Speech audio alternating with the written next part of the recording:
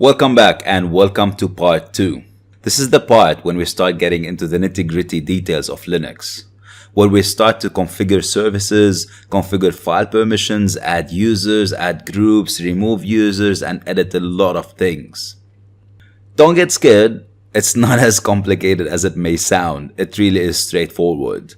By the end of this part, you'll see what I'm talking about. The first section in part 2 is about basic networking.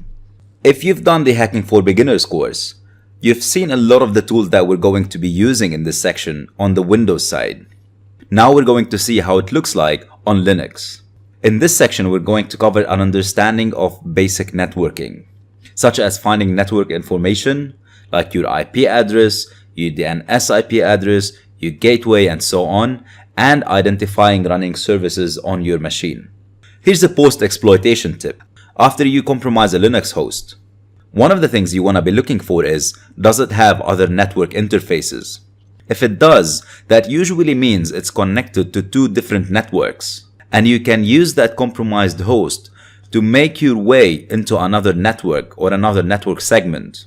In corporate environments, this is a common practice when you want to separate networks that host sensitive information and sensitive servers. Other information you want to look at is what DNS server the compromised host is communicating with. Also, what gateway is it communicating through? That gives you a much better understanding about the network you're on. So when it comes to network connectivity, there are a few things that we want to be looking at. Network interfaces is one. Am I on a wired network? Am I on a wireless network? Am I on a VPN network? What is my IP address? What is my gateway? And what routes is my traffic following? In Linux, the naming convention for network interfaces is as such. If it's a wired network, and by the way, if I'm saying network interfaces and you're not familiar with the name, it is how your computer is connected to the network. So if your computer is plugged into a network cable, a physical network cable, the hardware where the network cable is plugged in is called the network card. And the network card has an interface that would have an IP address. So if you're on a wired network, the name of this interface is ETH0 if you have one card. If you have another network card, it would be ETH1, ETH2, and so on. If you're on a wireless network, it would be WLAN0. And the LO stands for the loopback address, also known as home, also known as a local host. And this is the IP address of 127.0.0.1. The loopback address is always this IP address. So if you use the ping tool, for example, that we saw in the Hacking for Beginners course, and you try to ping 127.0.0.1, you'll always get a response because you'll be pinging yourself. Let's see how that practically looks. In Linux, if I want to find out what my IP address is, the command to use is ifconfig. And as you can see here, it returns my IP address 192.168.88.131.